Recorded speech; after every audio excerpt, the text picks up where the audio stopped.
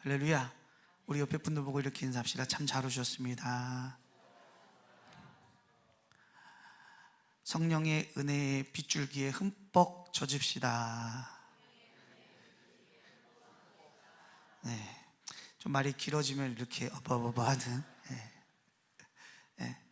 오늘 말씀의 제목은 두 번째 베델입니다. 두 번째 베델. 따라합시다. 두 번째 베델. 아멘. 여러분 그 여측이심이라는 말씀 들어보셨어요?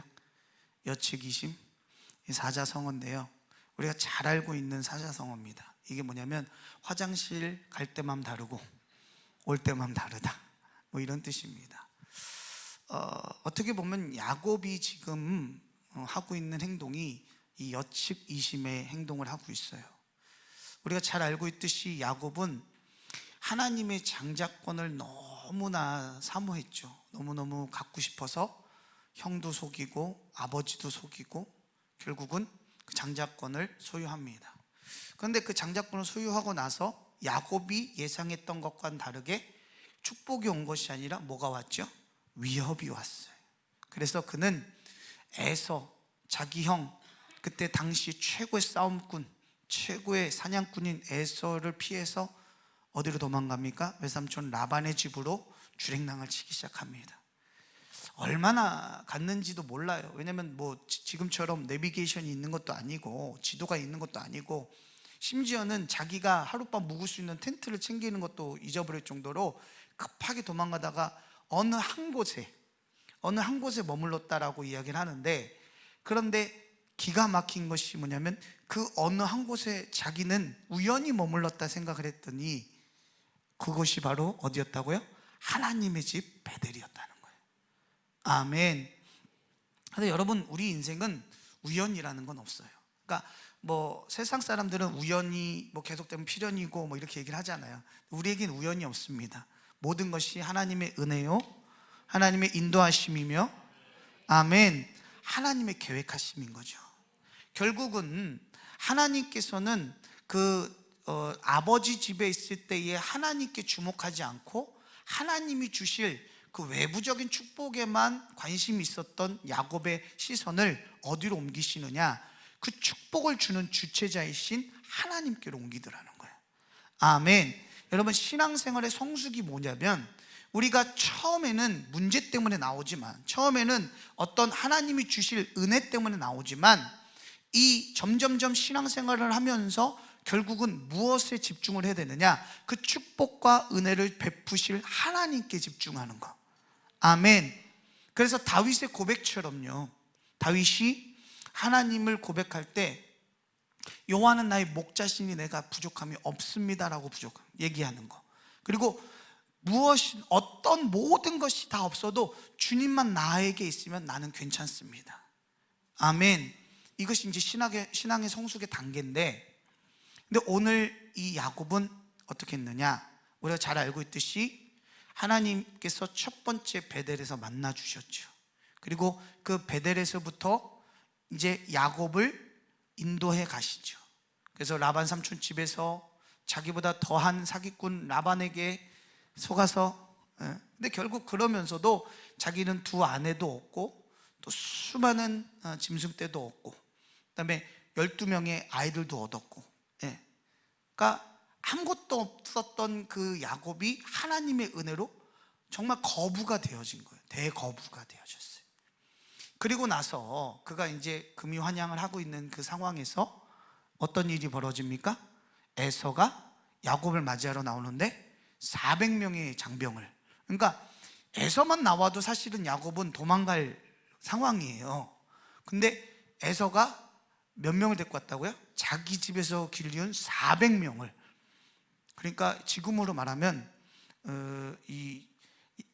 에서는 조직폭력배 두목이라면 아니, 맞아요. 이게 왜냐하면 그때는 군사 이런 개념이 나라의 개념이 아니라 어떤 족장의 개념이기 때문에 자기 집에서 그 조폭을 훈련시켜가고, 아니면 지금으로 하면 태권도장을 열어갖고 타도 야곱 막 이러면서 오면 죽여버리겠어 이러면서 400명을 건드리고 왔다는 거예요. 자, 그 절체절명의 위기 가운데 야곱이 할 수 있었던 건 아무것도 없습니다. 그저 하나님과 밤새도록 기도하면서 씨름하면서 결국 하나님 앞에 뭐라고 얘기하느냐? 하나님, 당신의 이름을 알려주세요.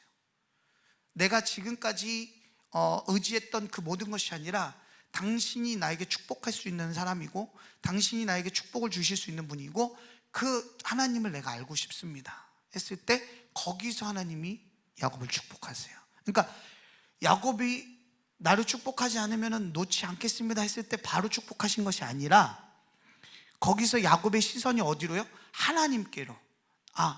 당신이 나를 축복하지 않으면 나는 놓아주지 않겠습니다. 그런데 계속 보다가 그러면서 당신의 이름을 좀 알려주세요 라고 얘기를 하죠. 그러니까 왜 내 이름을 알려고 하냐? 이제 너의 이름은 야곱이지만 다시는 야곱이라 하지 말고 이스라엘이라 하라. 이는 하나님과 및 사람과 겨루 네가 이겼다. 그러면서 거기서 축복을 하죠. 그리고 그 축복을 받고 난 이후에 어떡합니까? 약복강을 건너는데 건너는 방법도 되게 특이해요.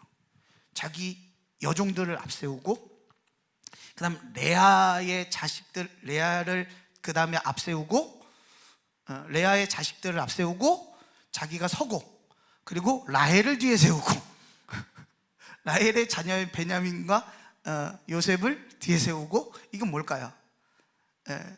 약간 그 야곱분 편애를 했어요. 레아를 안 좋아했죠. 레아를 안 좋아해갖고 그렇게 한 겁니다. 그렇게 했는데 결국은 하나님께서는 그 에서의 마음을 다 녹여놓으셨죠. 그래서 대적이 없게끔 만들어 주셨어요. 자, 그리고 나서 이제 에서가 어떻게 됐냐면 야 빨리 가자, 아버님이 기다리신다. 참 오래 살았어요 이삭도. 야, 아버지 기다리시니까 빨리 가자 그랬는데 야곱이 뭐라고 얘기하느냐?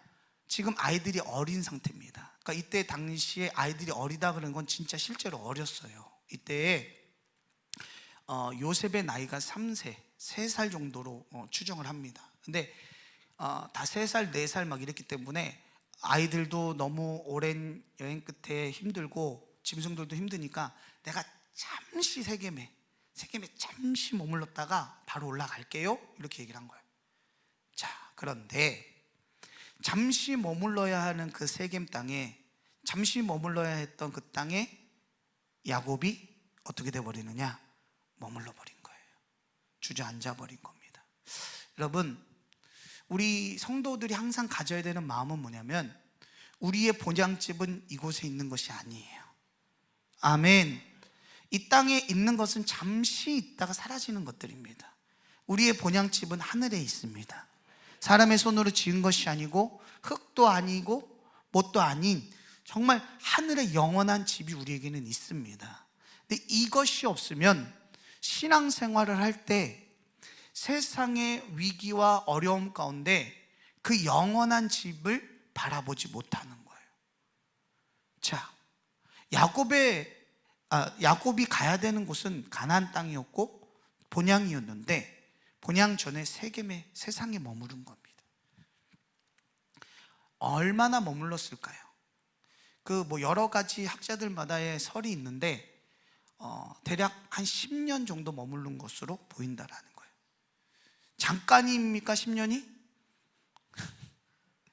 잠깐입니까 10년? 그러니까 10년 동안 거기서 머물렀는데 이유가 뭘까요? 이것도 뭐 신학자들마다 여러 가지 설이 있어요.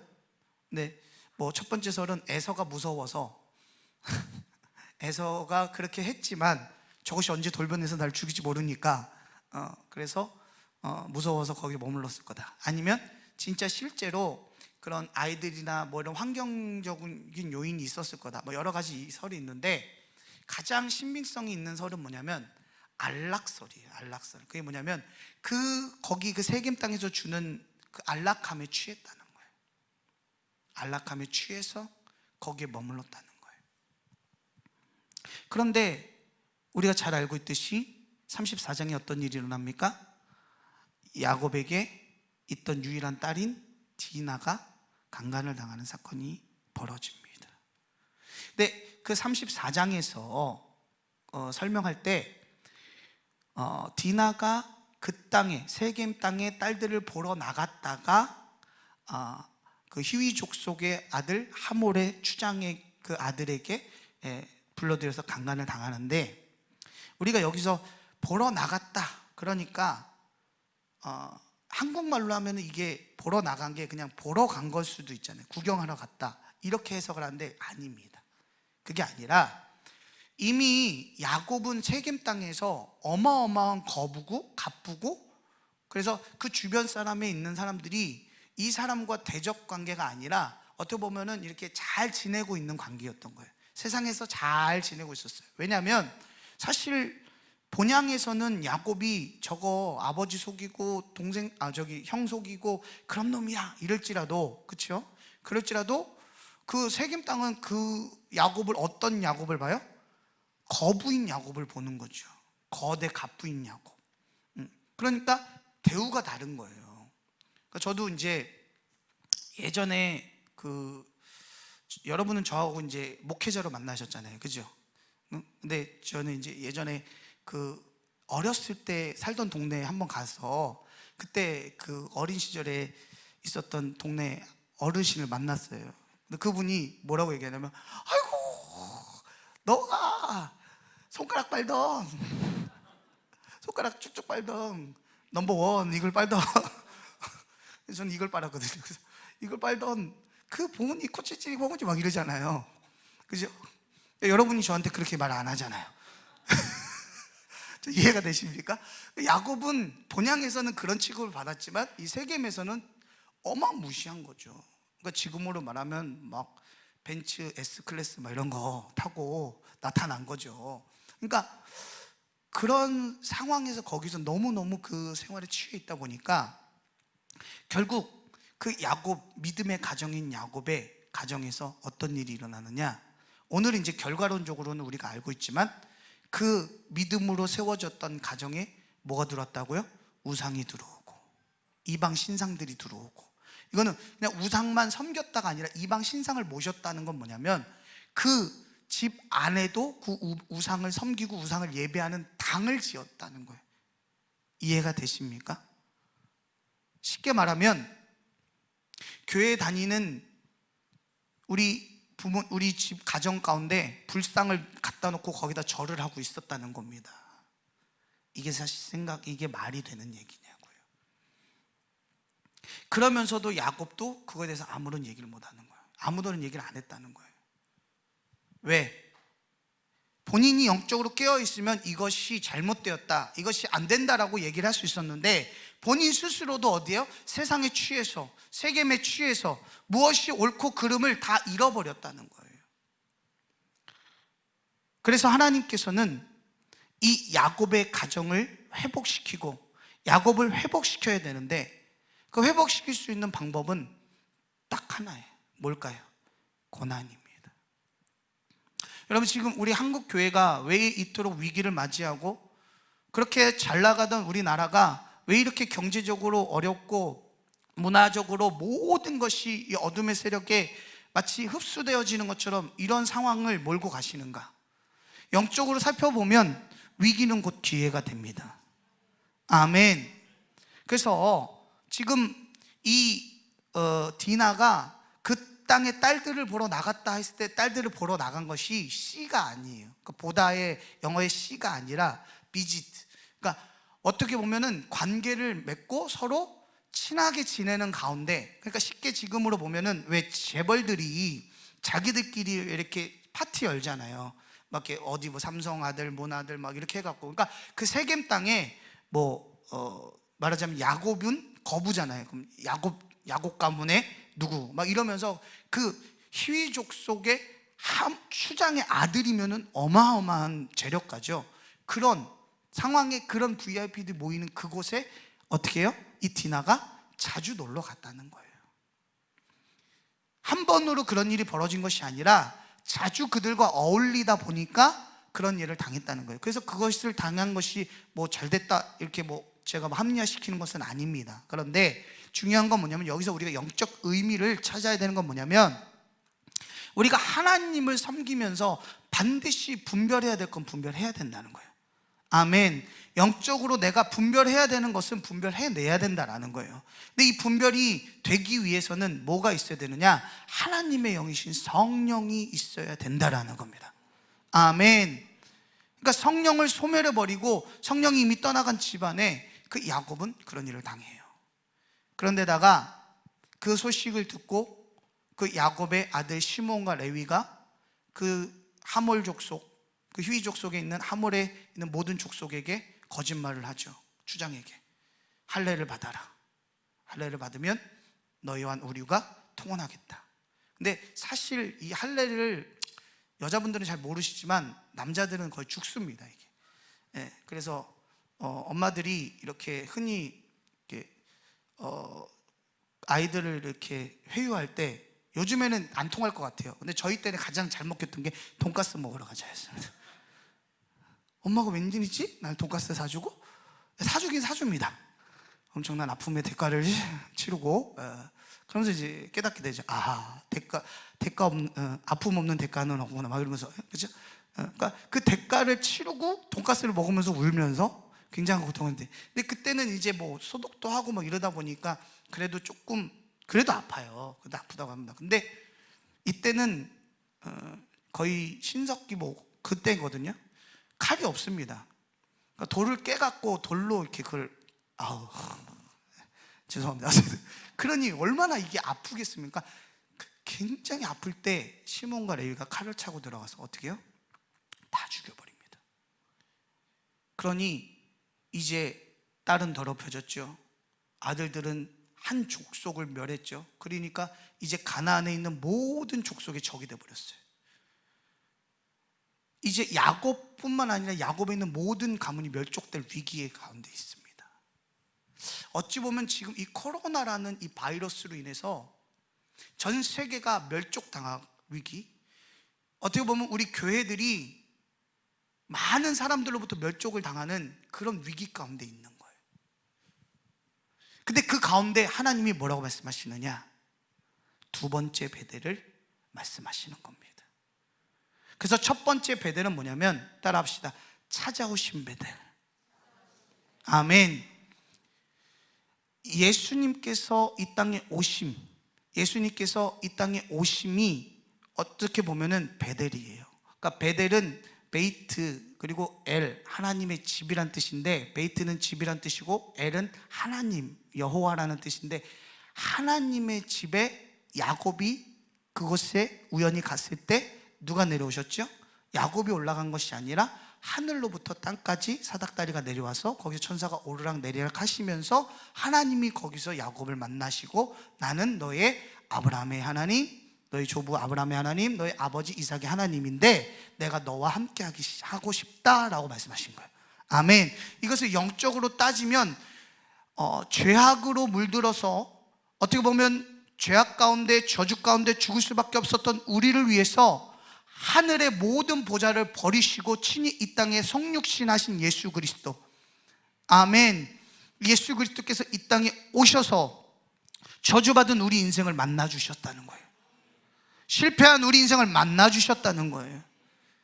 여러분 지금 여기 앉아있다는 것은 저와 여러분에게 반드시 첫 번째 베델이 있었다는 겁니다. 그것이 이 성도 가나안교회가 첫 번째 베델인 분들도 있겠지만, 성도 가나안교회가 아닌 여러분이 처음으로 예수 그리스도를 만났고 예수님을 경험했고 예수님의 그 성령을 받았던 그곳이 바로 첫 번째 베델이라는 거예요. 아멘. 그 첫 번째 베델은 우리에게 다 있습니다. 우리 한국교회의 첫 번째 베델은 부흥운동이었어요. 나라가 너무나 못 살고 너무나 힘들기 때문에 자신들의 힘으로 도저히 어떻게 이 절망과 슬픔을 해결할 수 없고 이것을 극복해내지 못했던 우리 믿음의 선배들이, 선교사님들이 전해주는 그 복음을 듣고, 아, 우리 힘으로는 할 수 없지만 하나님은 하실 수 있구나. 하나님은 이 망한 나라를 다 쓰러져 가는, 아니 이제 쓰러져서 이제 어떻게 회복할 수 없는 이 나라를 회복시킬 수 있는 분은 하나님밖에 없구나. 그래서 그분들이 했던 것이 뭐냐면 부흥운동이었어요. 하나님을 믿자, 하나님께 기도하자, 하나님께 매달리자. 그래서 여러분, 지금은 다 이렇게 의자에 앉아서 기도하지만 저 어렸을 때도 보면은요, 다 마룻바닥에 무릎을 깔고 방석도 없고, 그 막 겨울이면은 바람이 훅, 저는 그걸 기억합니다. 저희 그 예전에 어렸을 때 다녔던 그 교회는 개척교회 때 저희 아버지 어머니 섬기실 때 보면 마룻바닥이 그냥 맹바닥인데 겨울이면은요 한기가 얼마나 올라오는지, 그 어린 시절인데도 저는 그게 지금도 그 시름이 기억이 나요. 근데 그때 저희 어머니는 무릎을 꿇고 바닥에서 기도를 하시는데, 그럼 저는 이제 옆에서 이렇게 누워서 자면 백이잖아요. 춥잖아요. 막 이렇게 뒤집으면은 맞았어요. 이놈 새끼가 어디 예배 시간에 움직이고 있어! 막 이러면서. 요즘 애들 그랬으면 어떡할까요? 난리 나죠. 근데 그때 교회마다 산마다 뭐 어디마다 모일 수 있는 장소에 모여갖고 뭐 했습니까? 나라와 민족을 위해서 기도했어요. 가슴을 찢으며 기도했어요. 그러면서 뭐라고 기도했느냐? 하나님, 우리도 이 가난에서 벗어나게 해주시면, 우리도 저 미국이나 저 영국이나 저 유럽처럼 하나님 은혜로 잘 사는 나라가 되면, 하나님 우리도 가난한 나라를 돕겠습니다. 하나님, 우리가 그 미국으로부터, 그 영국으로부터, 그 선교사로부터 받았던 은혜를 우리도 또 갚겠습니다. 우리도 갚겠습니다. 하나님, 제발 이 나라에도 복을 주세요. 그렇게 기도를 했다고요. 그래서 어떻게 됐습니까? 하나님이 한강의 기적을 일으켜주셨죠. 전 세계인들이 놀랐습니다. 어떻게 그 나라가 이토록 부강한 나라가 될 수 있냐? 어떻게 그 나라가 이런 나라가 될 수 있냐? 한강의 기적이다. 사람들은 놀랐습니다. 그러나 그것은 한강의 기적이 아니라 하나님의 기적이었고, 하나님의 은혜였고, 하나님의 역사였다는 거예요. 그런데 점점 교회들이, 여러분, 지금 오늘 이야기가 아니고요, 오래됐습니다. 교회들이 잠들기 시작해요. 그 안락함에 취해, 그 알량한 건물 안에 취해, 그 알량한 건물이 주는 그 편안함에 취해 기도를 없앱니다. 예배를 주려 갑니다.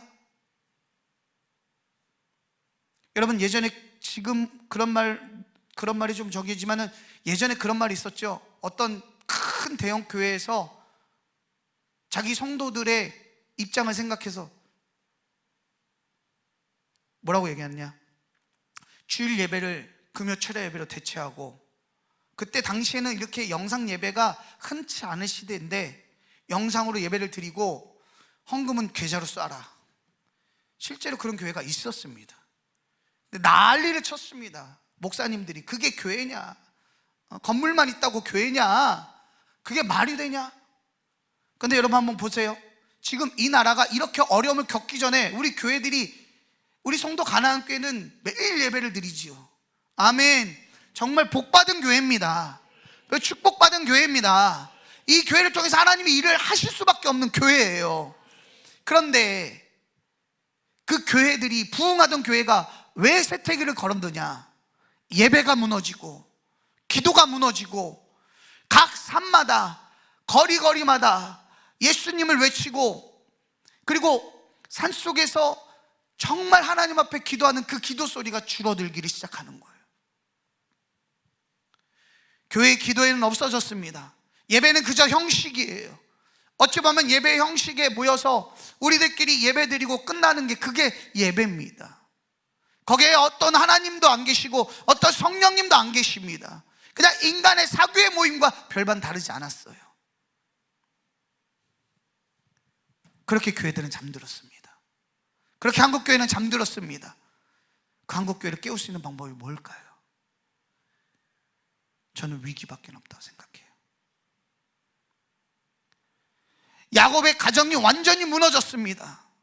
하나님을 섬기던, 하나님의 은혜로 살았던, 하나님의 은혜로 거부가 되었고 하나님의 은혜의 축복으로 누리고 살면서도 그들의 가정 가운데 우상을 들여놓고 이방 신상을 들여놨던, 완전히 영적으로 무너진 그 야곱을 회복시키고 살릴 수 있는 방법은 뭐가 있을까요? 위기밖에 없는 거예요. 여러분, 이 코로나가 우리 한국을 덮고 있는, 전 세계를 덮고 있는 이 위기가 어떤 정치적인 문제가 아니라는 것을 우리는 알아야 합니다.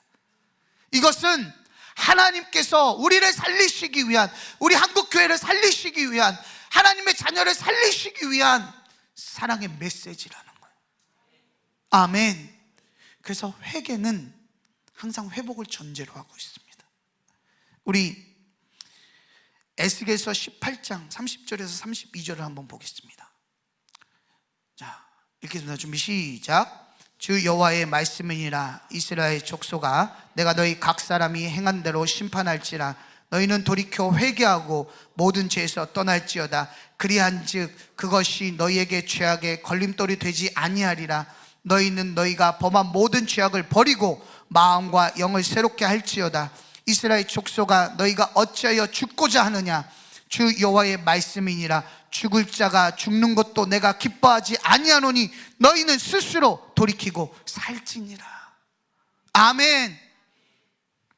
저는 사실 어제 이렇게 주일 일부 예배를 이렇게 준비를 하면서 오늘 주일 일부 예배인 거는 알았어요. 근데 뭐 이런저런 하다가 잠깐 이렇게 까먹고 있었는데 우리 행정 보시는 전도사님이 막 이렇게 목사님 빨리 보내주세요. 본문 빨리 받으세요. 막 이렇게 해갖고 잠시만 기다리세요.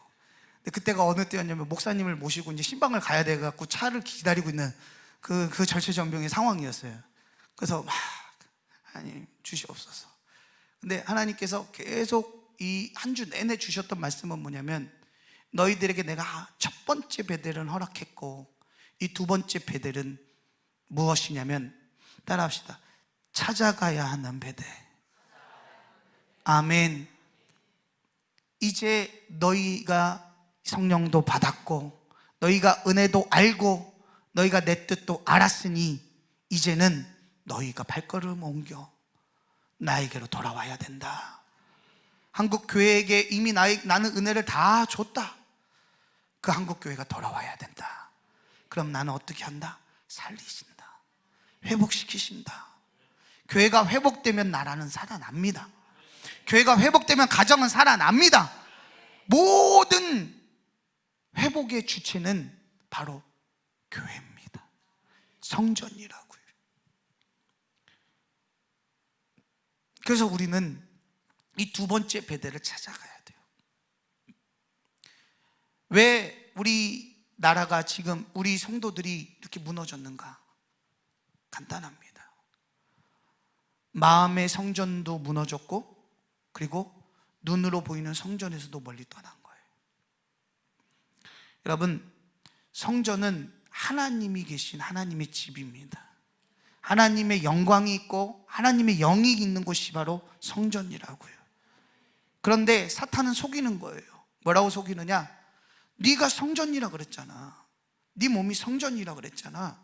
네가 거기에 영을 모시면 네 몸은 성전이야. 근데 여러분, 이것이 얼마나 위험하고 거짓된 속임이냐면, 그 어느 누구도 하나님의 영이 머물러 계신 성전을 떠나서는 자신의 성전을 세울 수 없다는 겁니다.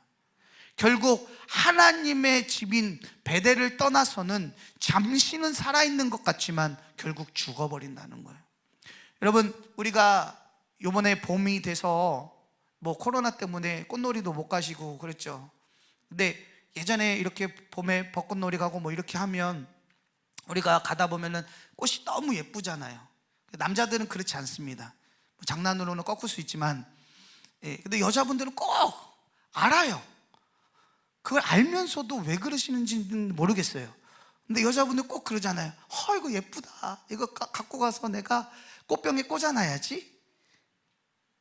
그렇죠? 웃으시는 분들. 네. 그러면 뽑아서 집에 가져갈 때까지는 그래도 살아있는 것 같아요. 얘를 빨리 물에다 넣어주면 살 수 있을 것 같죠? 삽니까? 못 살아요. 잠시는 살아있는 것 같지만 뽑히는 순간에 어떻게 됩니까? 이미 죽은 거예요. 성도가 성전을 떠난 그 순간부터, 성도가 성전에서 예배를 드려야 함에도 불구하고 그 예배를 드리러 성전에 오지 못하는 그 순간부터 잠시는 살아있는 것 같지만 결국은 죽는다는 거예요. 결국은 죽어버린다는 거예요. 결국 영이 다 죽어버린 교회들, 영이 다 죽어버린 성도들은 이제 베델로 찾아올 수 있는 힘이, 용기가 없는 거예요. 그래서 하나님께서 말씀하시는 거예요. 이제 어떻게 해야 될지 모르는 야곱에게 너 다시 베델로 올라가라. 네가 약속했던, 네가 그 형 에서의 낯을 피하면서 갔던 그 베델로 돌아가는데, 돌아갈 때 조건이 있다. 첫 번째, 이방 신상을 제거해라. 너희에게 있는 이방 신상을 제거해라. 우상을 제거해라. 여러분, 교회 나오시는 목적이 뭡니까? 여러분 자신 스스로에게 물어보세요. 누군가가 여러분에게 질문할 수 있는 내용은 아니에요. 여러분 스스로에게 물어보십시오. 내가 왜 지금 이 자리에 앉아 있는가? 하나님 때문인가? 정말 하나님이 좋아서, 하나님이 사랑해서인가? 아니면 그 무엇 때문인가? 여러분, 하나님은 그걸 버리기 원하세요. 아멘. 그걸 버리고 하나님께로 온전히 돌아가면 하나님이 회복시키십니다. 하나님이 지키십니다. 아멘. 여러분, 저는 이 본문을 보면서 좀 화가 났어요. 왜 화가 났냐? 갑자기 그게 떠오르더라고요. 어떤 여자가, 젊은 그 남녀가 만나는데, 이 여자가 남자를 만나는데 그 남자가 좋아서가 아니라 그 남자가 해주는 어떤 가방이나 어떤 명품이나 이것 때문에 만난다면 그럼 그 남자의 마음이 어떨까요? 남자분들 마음이 어떠십니까? 내가 이 여자를 너무 사랑하긴 하지만 정말 서글플 것 같아요. 어쩌면 하나님께서는 이 서글픔을 오랜 시간 견뎌오시고 있었는 것 같아요. 사랑하는 주일 일부 예배 참석하신 성도 여러분, 이 나라가 살 길은, 저와 여러분이 살 길은 두 번째 베델로 돌아가시는 길입니다. 두 번째 베델로 돌아가면 살 길이 열립니다. 오늘 야곱이 두 번째 베델로 올라가려고 마음을 먹고 순종했을 때 하나님은 그 대적들로 하여금 두려워 떨게 하셨다는 거예요. 여러분, 교회가 가진 힘이 여기 있습니다. 우리 마태복음 10장 28절 말씀 한번 보겠습니다. 10장 28절에 예수님께서 뭐라고 말씀하셨는지 준비 시작. 몸은 죽여도 영원히 능히 지키지 못하는 자들을 두려워하지 말고 오직 몸과 영혼을 능히 지옥에서 멸하실 수 있는 이를 두려워하라. 아멘. 그럼 이 말씀만 봐도 우리가 지금 어떻게 해야 되는지 아시겠죠? 여러분, 교회 이렇게 하면 두려움에 나가지 마라. 그래도 우린 나와야 합니다. 목숨을 걸고 나와야 합니다. 왜냐? 우리는 육신의 목숨을 위해 사는 자가 아니라 영혼의 영생을 바라보며 사는 자들이기 때문입니다. 내 육신의 안위를 위해서 내가 영혼을 죽여버리면 잠시 육신은 편하겠지만 이 육신이 없어지고 난 후에는 영원한 지옥불에 떨어진다는 거예요. 영원한 고통 가운데 후회하며 산다는 거예요. 근데 그 삶은 영생이라는 거예요. 그러나 이 땅에서 잠시 고난을 받고 이 땅에서 잠시 예수 그리스도의 이름으로 욕을 먹더라도 나에게 영원한 생명을 지키면 나는 영생을 하나님의 나라 천국에서 영원히 살 수 있다는 겁니다. 아멘. 여러분의 첫 번째 베델을 만나셨다면 이제 두 번째 베델은 우리가 찾아가야 합니다. 아멘. 주일 일부 예배 참석하신 모든 성도님들, 이 말씀 가운데 은혜를 받으시고 내 인생의 두 번째 베델을 찾아 올라가시기를 주님으로 간절히 부탁합니다. 그것이 어찌 보면 어떤 분은 금식 기도일 수도 있고요, 어떤 분은 새벽 기도일 수도 있고요, 어떤 분은 어떤 작정 기도일 수도 있고요. 여러분, 왜 이런 거 요즘 안 합니까? 그렇게 여러분 많이 하셨잖아요. 예전에 문제 있을 때, 사업에 문제 있을 때. 여러분, 그게 베델입니다. 아멘. 베델을 회복하시기를 주님을 간절히 부탁합니다. 기도하겠습니다.